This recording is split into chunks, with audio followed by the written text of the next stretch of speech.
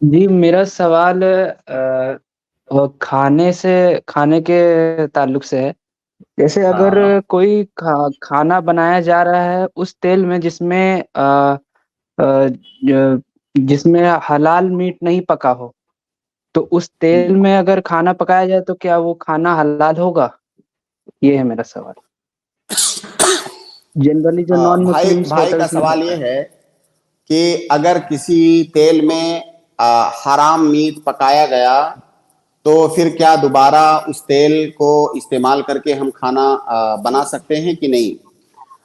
میرے بھائی، حرام میٹ کی دو قسمیں ہو سکتی ہیں۔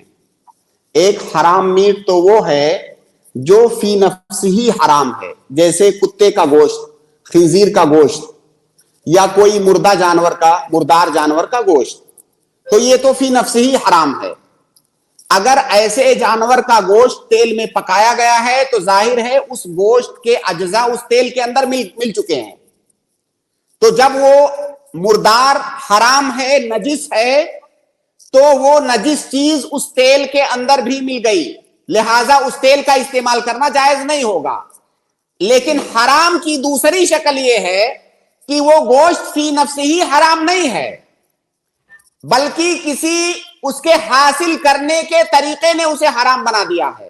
جیسے آپ کہیں سے گوشت چرا لائے، فرض کیجئے کوئی آدمی کہیں سے گوشت جی چرا کے لے آیا، وہ حلال گوشت تھا لیکن چرا کے لایا، تو چرایا ہوا گوشت بھی حرام ہے، لیکن وہ گوشت فی نفس ہی حرام نہیں ہے، اس آدمی کے لیے حرام ہے چرانے کی وجہ سے۔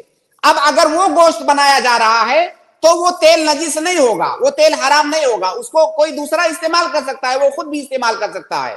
تو اگر گوشت اس وجہ سے حرام ہے کہ وہ گوشت فی نفس ہی اس کے اندر حرمت ہے، تب تو وہ تیل نجس ہو جائے گا۔